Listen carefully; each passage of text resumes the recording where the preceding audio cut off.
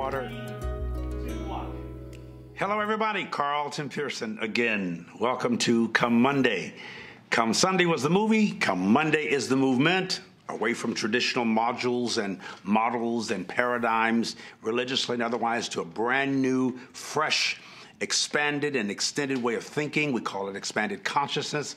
I call it self-actualization, becoming actually, factually, functionally, and punctually who you are. Not imposing or impersonating who you think people want you to be. That's the new spirituality, bridging your humanity to your divinity. Science to spirituality, making them one. Science means knowledge or knowing. Science or conscience means with knowledge. When you really know, it really transcends faith. Faith is preliminary. Faith is basics. When we move on in spiritual maturity, as one of the writers of the New Testament book of Hebrews says, when you go on to maturity, you leave some of the fundamentals where you found them, and you don't abandon them. You just extend yourself beyond that. So that's what we're talking about. People who are tired of religion, tradition, who are ready to embrace a new way of being, a new way of thinking, a new way of speaking. The language even changes. The conversation has changed, and the spiritualization has changed and evolved, and it's powerful. I've never felt as free as I do now in my entire life. And I'm 65 years old, and I've been a born-again, tongue-talking, pew-jumping, Bible-toting, devil-thumping Christian all my life.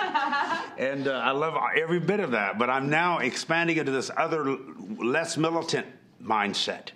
And I'm not afraid of God. I don't fear God the way I was taught to. I reverence God, the God of my understanding. I like that terminology. The one that may remain nameless. God is a title, it's not a name.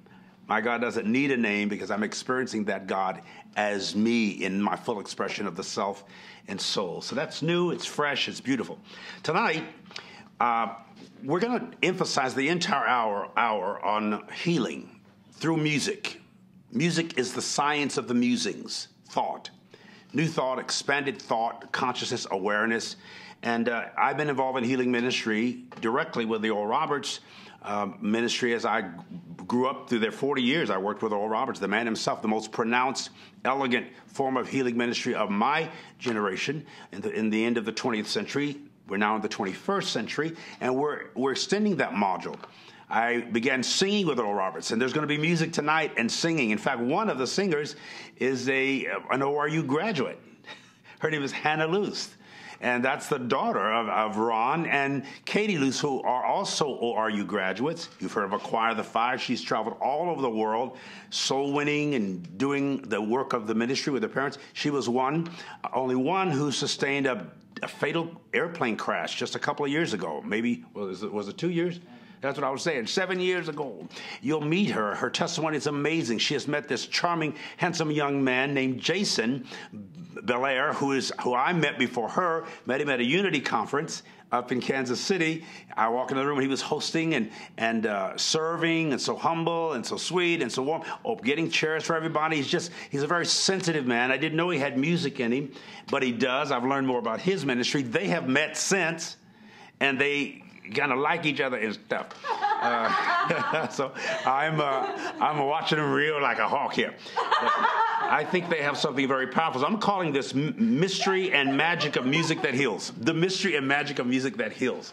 When I say magic, I mean the power of apparently influencing the course of events through some kind of supernatural intervention. It's prophetic. We are 70% water. We're actually, when we come out of the womb, we are 80% water. We swim in water for 9 months, or float like children. When we come out, when we're adults, we're around 55 women are 55% men, or 65% water. The more lean and muscular, the more water you are, because we're muscles and little we're trillions of atoms, and atoms are H2O, hydrogen oxide. So we're going to talk about how the vibrations of sound move through the water that we are and cause chemical and cellular responses. The syncopations, and I call them incantations or invitations or invocations. You are inviting and invoking energy and responses to your body. That's what the healing practice is. Or Roberts used to say he felt the healing power go down his arm, and he would lay hands on the people. Well, I was leading the singing. There was always music. Most people hear music of choirs and bands and pipe organs and Hammond B3 organs and electric keyboards. And music is a big part of worship in most churches and most cultures. Even dancing is. Last week we talked about yoga, the physical movement of the body and the states of the body and the oneness. Yoga actually means union with all, union with the divine, union with yourself. So the name of this ministry or organization is called Expressing Oneness. That's the organization that Jason founded. And so they're expressing oneness in sound, the science of the musings, to hear. The word hear is akuo. It means acoustics in English. You hear sounds. That word is akos. The English word is echo.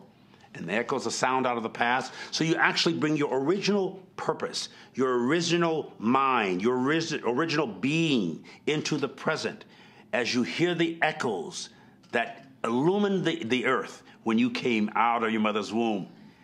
From swimming and learned how to breathe. They pop you on the bottom or do something to make your lungs begin to inhale and exhale, and then breath, pneumatics, spirit, water is a metaphor for spirit. So this is going to be fun tonight. We're going to talk with them. They're going to open us up with a song first, and the name of the song is?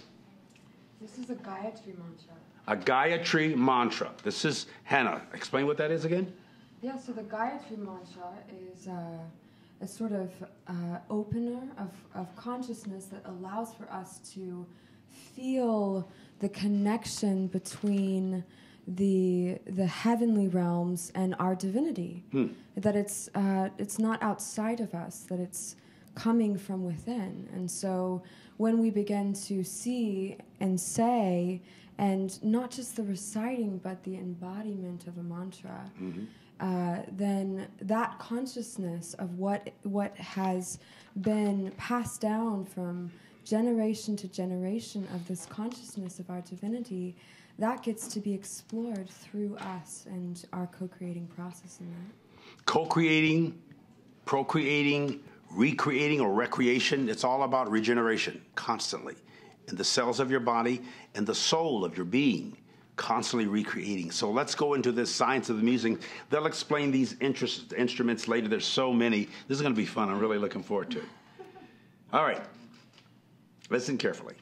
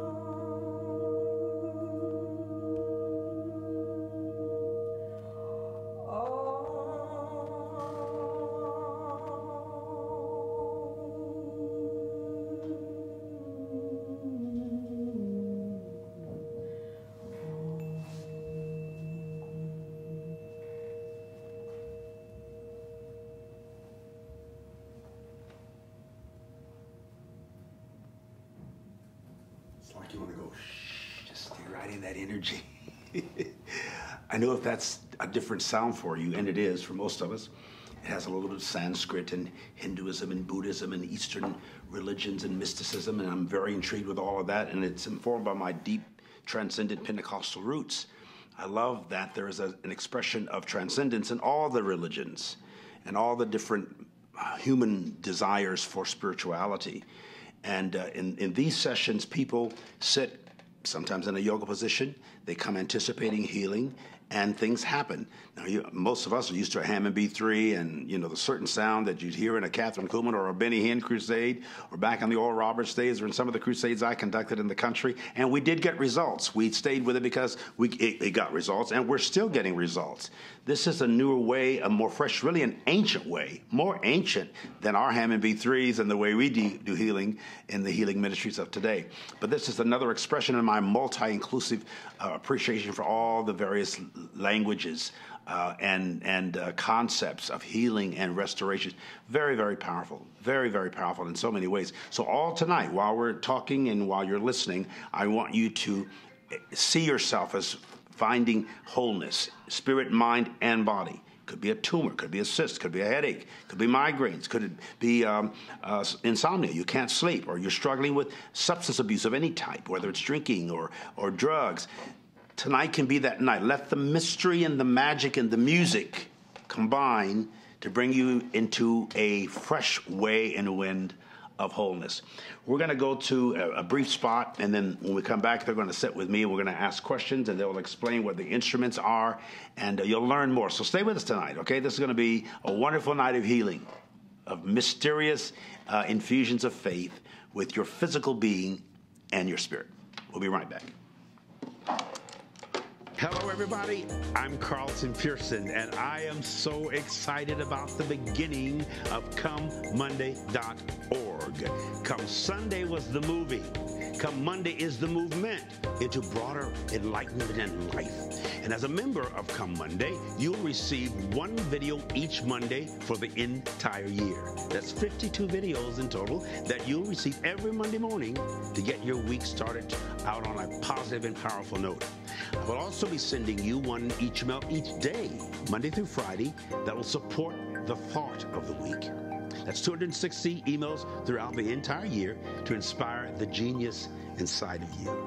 We will also provide a private Facebook group so that we can all come together in a safe environment and discuss personal, pertinent, powerful issues.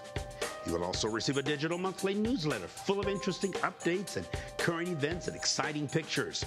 And I also want to offer you special VIP access to all of my events when I'm in a city near you, because I love to meet my peoples. And finally, we'll offer special pricing to cruises, concerts, live events, all for standing with us and becoming a Come Monday member. So sign up now at the special introductory rate of just $3 a month. That's just $36 for everything for an entire year. I think I'm going to sign up for that myself. You're on your way to greater enlightenment. I want to meet you there in consciousness. So go to your phones and computers now. Sign up and meet me come Monday. We were doing a selfie. Introduce yourselves. I've said a little something about these wonderful two young people. They're so adventurous and so curious and so interested and so eager. Shall we start with you, since you found the music as appealing to you when you were having seizures, and then we'll have Hannah say more about herself. Absolutely, yeah. About, I don't know, maybe 6 or 7 years ago, I was introduced to the gongs specifically when I was struggling to get back in my prayer life and meditation practices, and I just couldn't seem to get it together. I was having seizures. I felt totally victimized by what was happening in my body because I felt healthy. I felt pretty strong, pretty clear. And all of a sudden, these surges of electricity would be rocking through my body and my brain and put me out of commission. And so I had to go deep. And that's when, thankfully, there was some people starting up a sound healing studio, sound therapy work, where they're mixing science and ancient tradition and storytelling. We helped develop programs. And within 2 weeks of helping them, doing a few sessions a day as we were creating programs, I go back in for my follow-up into the MRI. They scan my brain. It's as if it never happened. There was no traces left of any damage. I was fully restored. Wow. And I said, you know what? If this had this kind of an impact on me, and I've seen all kinds of other healing from different faith groups and different practices that I've done over the years, I've got to dedicate my life to this. This is the movement of God. This is the divine consciousness expanding for a new doorway, a new key to unlock healing in a way that you can have any faith. You can come in the door as a Catholic, a Protestant, a Muslim, whoever you are. You can reach that level of consciousness that all those masters have taught about going to the mountain and really getting in contact and union with God to allow it into those spaces that have been congested with fear, congested with lack, congested with that heaviness of life.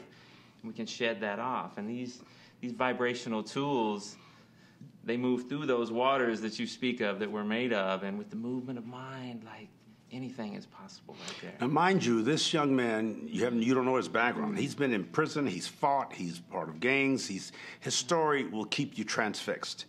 So he's not a little goody two-shoes kid that grew up in the church.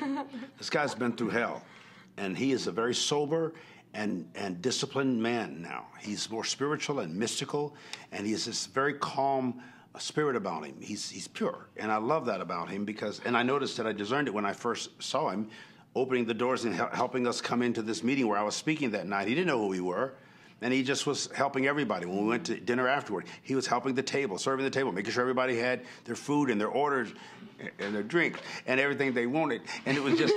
It was just a little extra. We all had communion and all. It was beautiful.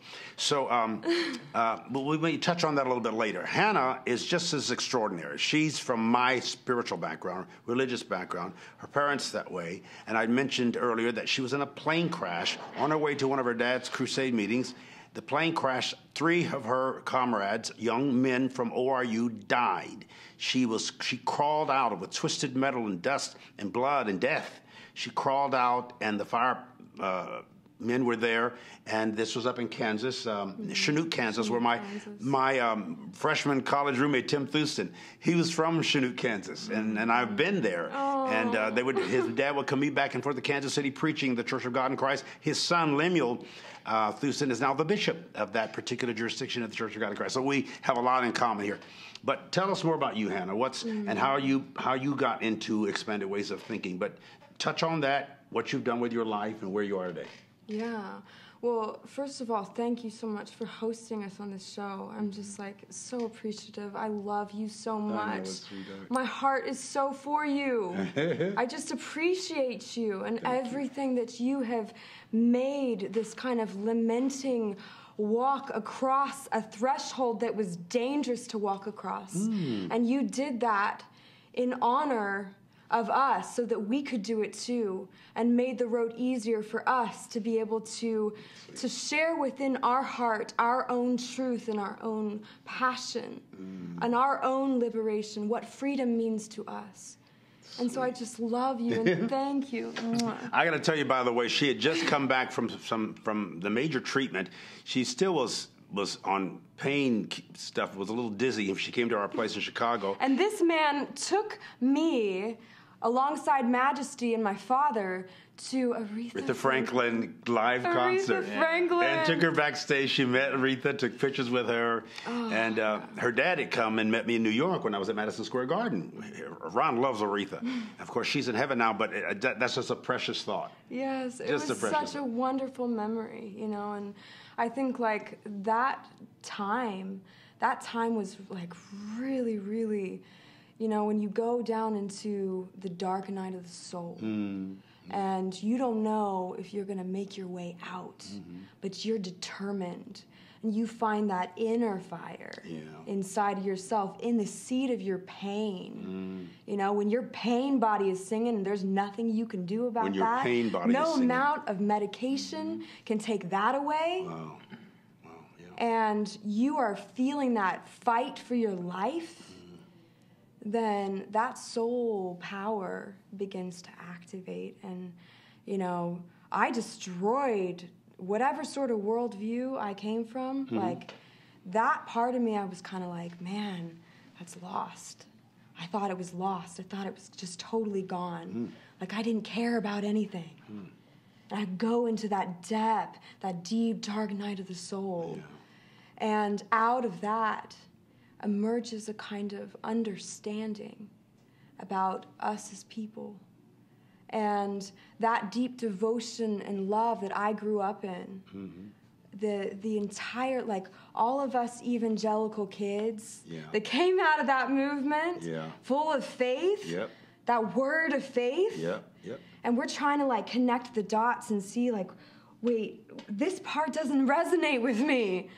Like what is in my heart to say or to share or to speak or to sing? You know, and here it is that we're feeling this creativity, this passion and this power moving through us as children, struggling to express this. And then we start to feel these sort of paradigms come up that says, oh, it has to be done this way. Or, oh, you better not do that. And these are voices from the past that have been passed down generation to generation. That's really a consideration of our survival, right? Yeah. Because we're just trying to like be in it together and like not allow each other to stumble, right? Trying to appease an angry God or please a difficult one. But that even that rootedness comes out of us surviving as people for a long-term cause. That's what religion does. Yeah. It keeps people safe. And so keep thinking we're safe. Yeah. But when we're ready to emerge out of that, it looks a lot like, you know, we're running into these questions that we just can't escape. Like, why am I here? What am I doing here? You know, and that came out in the form for me of survivor's guilt. But guess what? I was feeling that struggle before any accident ever happened. Like, why am I here? Yeah, why am I here? Why are we here? What are we doing here, and what are we supposed to do here? Why are we all fighting? You know, these questions as children, we're like, what? Like, why do we feel the resistance of love when we could just feel the collaboration of creativity, of the songs between us, of working together? And so right now, this here and now has to do with us lifting up the child within us, like carrying it where it's been broken, having empathy and compassion and forgiveness on the sides of us that we felt that we've maybe compromised our own personal integrity, making it right with our own internal navigation system, and then allowing for us to share that compassion with others that we have for our inner child. And it's the seed of remembrance. The seed of remembrance of the purity that we already are, but this time we get to claim it as our own. We get to self-author. Own it. We get to own our innocence. We get to own our pain. We get to feel that in our blood of not like, deny it. This moved me into a direction that allowed for me to come out of closets and come out of caves and move into the sunlight where the ocean is and jump and dive in naked. And Adam and Eve were naked and felt no shame. That's in the Bible. No shame. No shame. Good. Yeah. Your authenticity, she's confident. Sometimes people mistake that as arrogance. I don't. I see a new emergence coming out of you. That's because you're speaking for millions of people. There are millions of young women and men like you who've been steeped in certain religious traditions, whether it's Judaism, Islam, Christianity, Protestantism, Catholicism, who, like in your generation, get something that we didn't.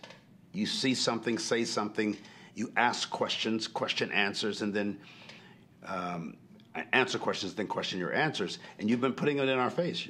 And we're trying to say, wait, I did it because my mother did it, and her dad, and you know, and you're saying, but why do we have to do it? And you're making a whole generation, you're impacting we who preceded you in a very responsible way. I'm one of the ones that's very open to learning. I'm a pupil of my own daughter, my own son. I'm a pupil of yours. I'm learning from you. I'm listening. Well, and that's the beauty of, like, you know, my parents, who started in a small little car, little Chevy, across the country just because they had a vision of like being able to feel us and see us come alive in our life. And to feel this remarkable being within that is encapsulated in love and moving forward in our passion, asserting who we are, embodying this divine nature and this human nature where we can feel our pain and we can open up our hearts to new realities, where we are no longer like, we don't need an antagonist. We don't need like someone to point to of like, oh, it was their fault for blah, blah, blah, blah, blah, because it's just a prism. We don't need an antagonist. We each need each other's prism in order to be able to take flight ourselves. We need each other's prisms. And if we can think of it in terms of collaborative, that there's no difference between us. That, you know, even like the evangelical background that I grew up in, I see all of the seeds that were planted in me, that nurtured me in my growth when I needed a prism to figure out my own identity, my own flow, my own way. And like those were the steps on which I came to the place of where I am now. And I attribute and I give thanks to the people that have come before us, that have led us to this now, to this consciousness of being able to embrace and include each other as people, as hues, as colors, as extraordinary colors, each one of us. That's where the term human comes from. Hue means colored man. Carry on. Hue is colors. And the rest of us is just lacking a little melanin. A little melanin and a little watermelon in. Do you know that, incidentally, that watermelon is, I think, 82% water. We are 75% water. Tomatoes are just a little bit under us. We're really fruits. If I have the numbers down of what a cherry is, like 80-some percent, 90-some percent. We are, when we're born, we're 80% water. So remember the moisture and the mist or the mysticism.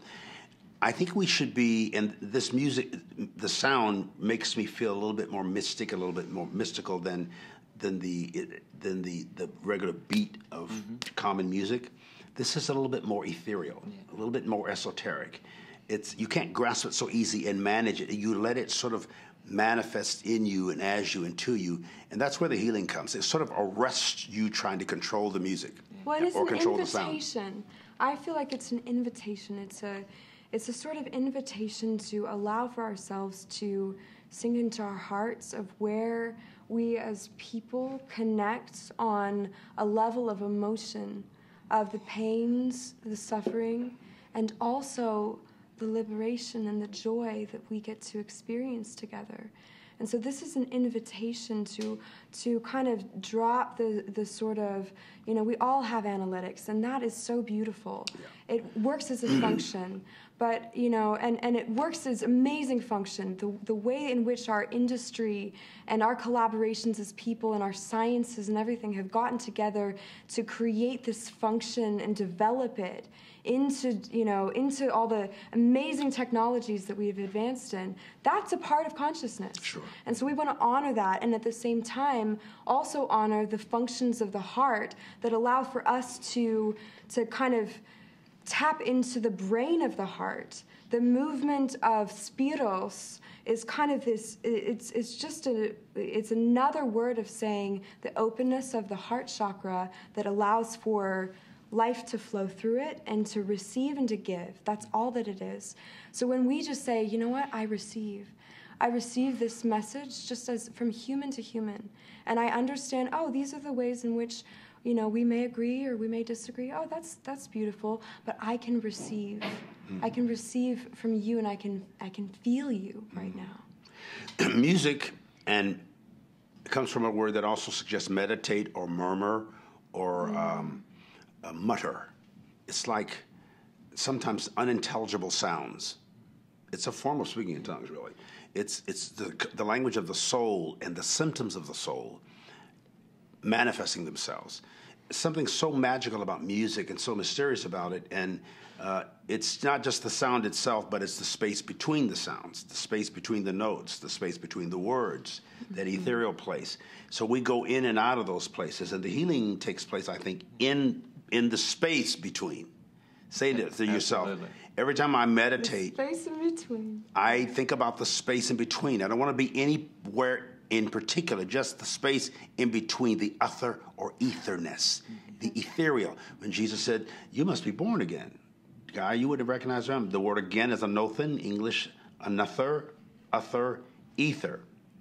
It isn't repeating certain words. It's having a etherness, etherly, etherly, ethereal experience. Now that science is studying some of the effects on the body and the brain by doing sort of what we do in a workshop setting with Sound Journey, or what they call sound bath, being able to, like you said, it's a different effect and a different openness whenever it's not our steady beats. Yeah.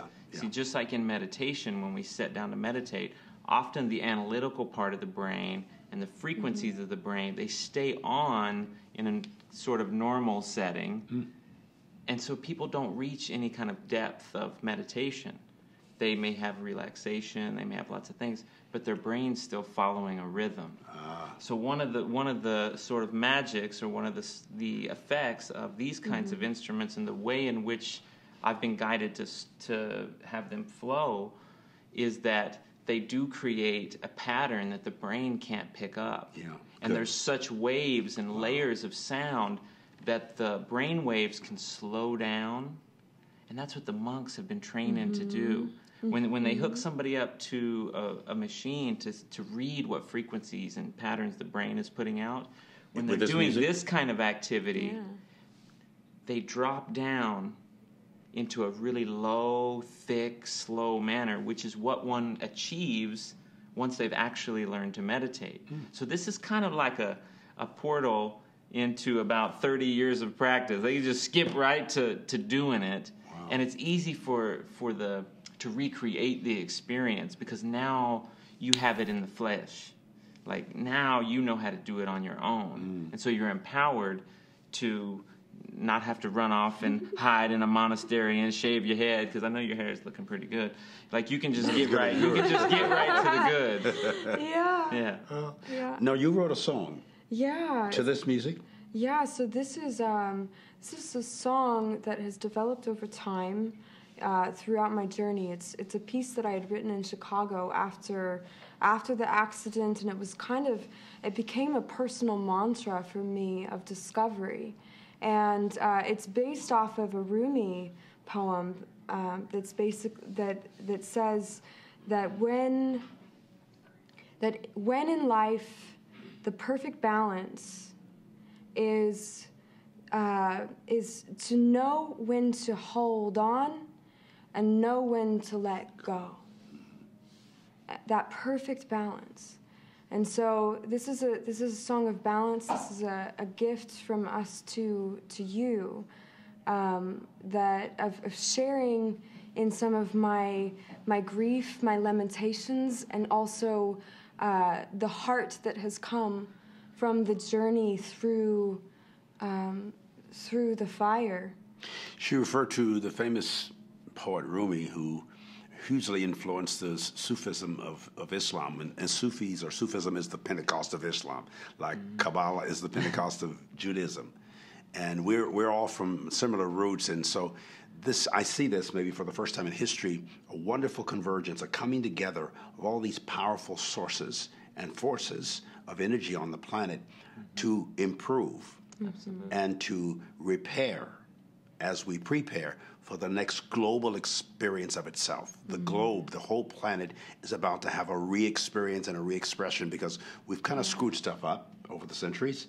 And the universe is purging us of all this global warming and all these the water rising and the glaciers melting and then cleaning the bottoms of the seas. This is all the universe correcting itself. The lyrics of this song, you're going to sing it now, right? So just, did you introduce? Well, that was the introduction of it. What's it called? It's called Letting Go. Letting go. Yeah. Which means to let grow. If you're going to let go, you're going to let go. You go with the flow and grow with the flow, even when it becomes a flood. Yeah, and there's an aspect of the song that it has to do, it refers to an ego death, which, is really kind of funny because, in certain communities we all kind of talk about the ego and the death of the ego. Yeah. And, when we die to an ego, it's still reborn. The life, death, and rebirth cycle is always there. Sure. And so we're kind of hinting about the beautiful essence of learning to die to oneself, which is not particularly, the all of us. It's that one imprint of every single time I find within my life a part of a behavior that is arising to my awareness that I see no longer serves me. Okay, I'm gonna let that go. Good. And it's real easy. Good. I love that. It bypasses the struggle because we're in divine timing. And so if we're in divine timing, then everything that comes up that maybe is making us feel a negative kind of way, it's just that it's ready to be released. That's all. You're ministering. This is good. Yeah. Those big old brown eyes. Ron and Katie, you guys should be so proud. And you're such... Ron, by the way, her parents are some of the most responsible people of integrity I know. They're dear, dear people, raised these beautiful girls and one son. And they're soul soldiers, soul winners. They do what they know to do. And they've done it with excellence, and they're pronounced evangelists.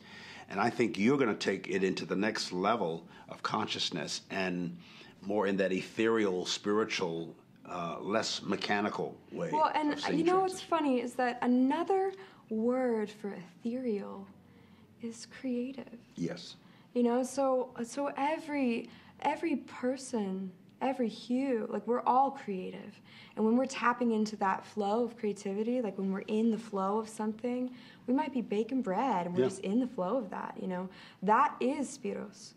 That is the ethereal, is that creative connection. It's just another word for it that we've used for a long period of time, but we have so many words like that for it. We are created, creative, and literally creating right now. Yeah. We're actually creating our tomorrow. We're creating our next moments. Just like biologically, we're creating saliva and urine and fecal matter. That's all a part of the process. Sometimes that's less pleasant, but that's all a part of who you are. Taking and giving and going, so there's cells changing and dying. Every 29 days, you basically have a new skin. So we're constantly creating. We want you to do it more intentionally, more awaringly, and more divisively. Be aware of what you're creating, because there's a lot of things that you're creating unconsciously. We're just encouraging you to do it consciously. Well, and what's so beautiful about that is that we get to share our stories of how we are coming out of struggle as people and into, just like Abraham Hicks talks about, going with the flow rather than swimming upstream. Because we can be a salmon all day long, and sometimes we kind of enjoy being a salmon and putting our feet down on something and say, this has to be a struggle. But we can also go with the flow, and we can also share our stories that allow for all of us to be connected in this, that it's not just for some of us, that it's all of us that have access to this right now, right here, right now. All the time. Yeah. Always available. Okay, get ready for your song. It's called Letting Go. And while she's preparing and they sing and play, think of things you want to let go. I have a song on my album, After the Rain, titled Let It Be, that Paul McCartney wrote, Let It Be. Some things you let things be, let things go, just relax, go in the flow, and make it begin to happen in your life. Now, if you need to close your eyes and meditate or just mutter in your soul, let these sounds, every tone, every intonation, the word voice in Greek is phone, P-H-O-N-E, with a hyphen or apostrophe. Phone, where we're getting this word phonics or phonetics. There is a phonics of the soul. There's a phonetics of the soul. It's the intonations and the ohms and the mantras of spirit that occur in sound, in vibrations. The vibrations that pass through water or pass through air, and they arrive at your ear, and you can hear them and it begins to make sense to your cells. It makes sense to your soul, even sometimes before it makes sense to your mind. So this is called letting go. Think of what you want to release, what you want to let go as we enter a fresh new 2019 year.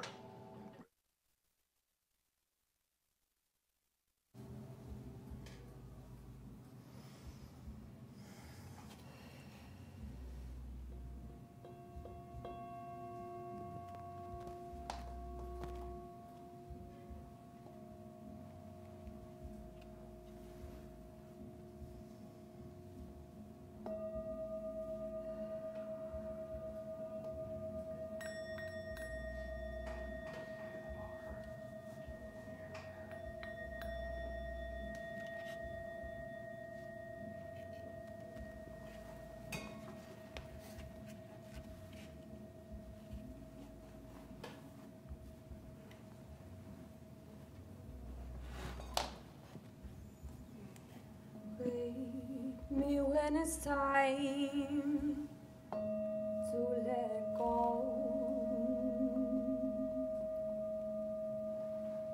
because I won't do it alone.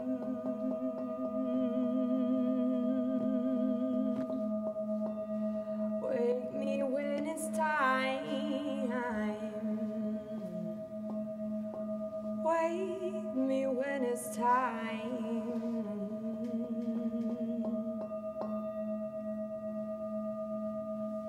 Wake me when it's time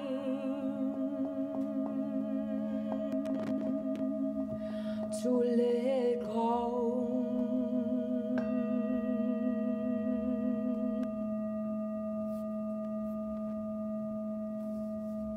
Better be careful what you wish for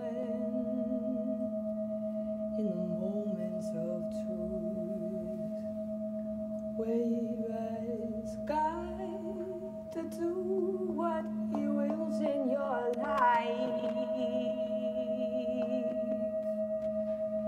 Gonna kill your soul in order to live life, just to find yourself breathing. Gotta die.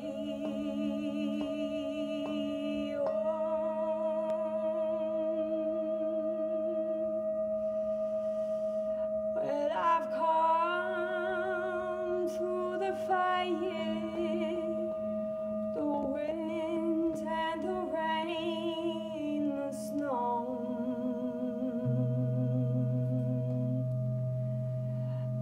There's no turning back.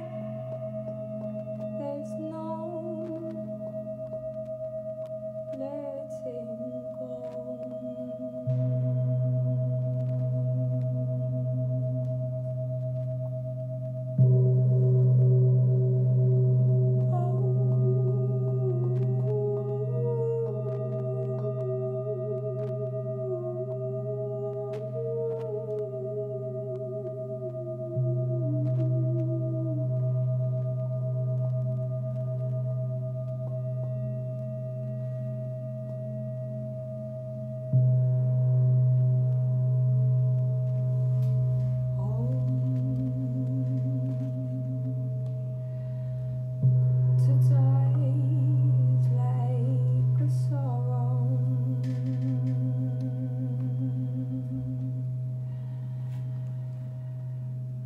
Fills the soul.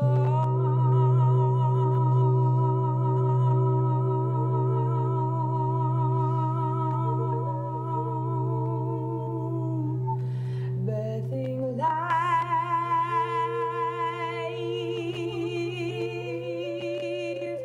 void of ego.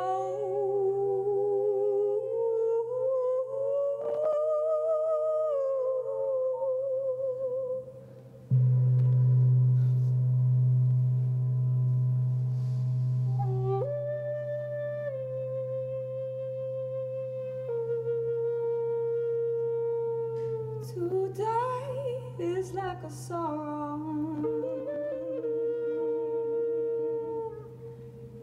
Oh,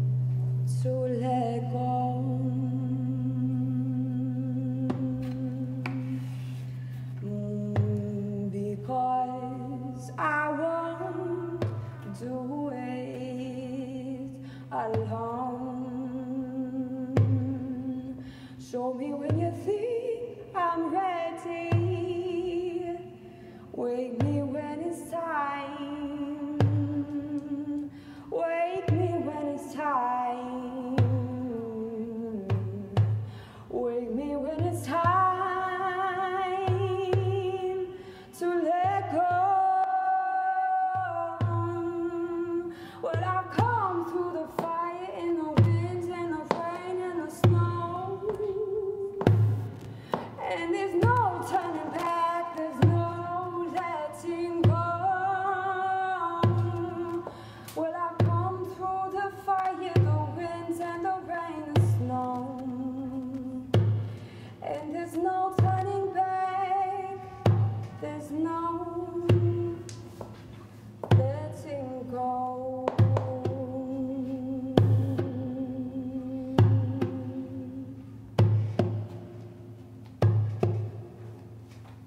Well, I've come through the fire and the wind and the rain and the snow. And there's no turning back, there's no letting go. Well, I've come through the fire and the wind and the rain and the snow. And there's no turning back, there's no letting go. Well, I've come through the fire and the wind and the rain and the snow. And there's no turning back and there's no letting go. Well, I've come through the fire and the wind and the rain and the snow. And there's no There's no, there's no there's no. there's no lights, no. There's no turning back, there's no letting go.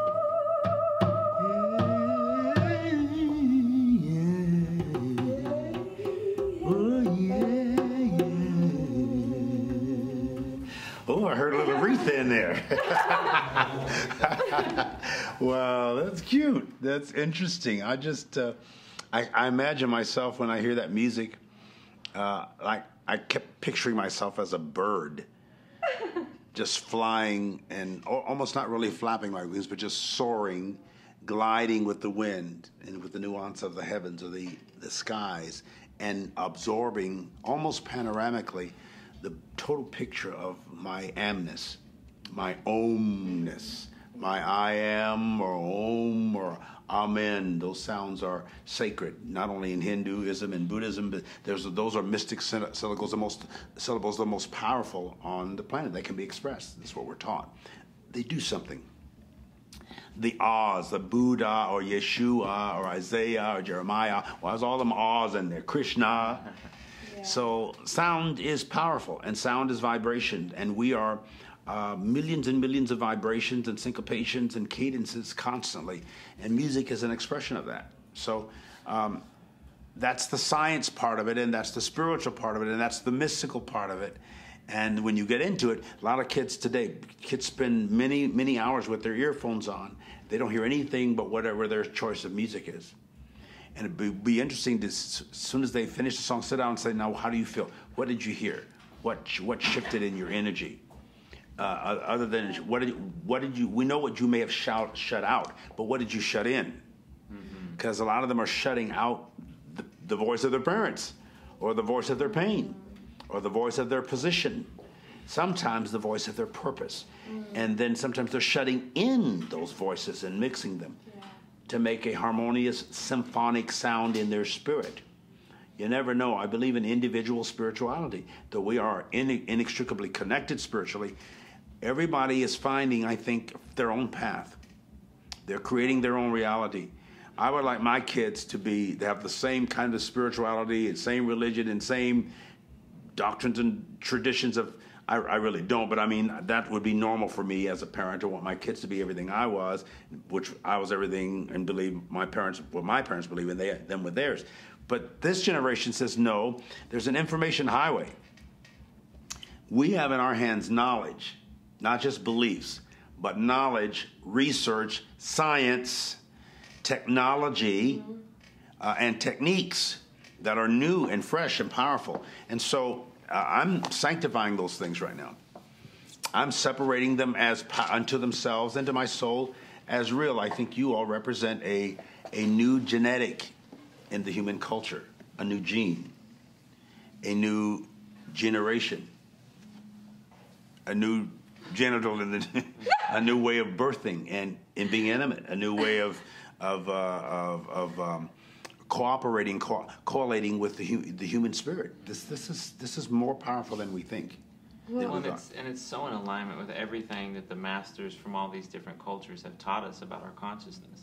You know, when we've shed away the dogma, when we've shed away the social construct that holds us into those repeated behaviors that are handed down and makes maybe somebody else feel real confident or real in charge or whatever it might have done in the past, real safe.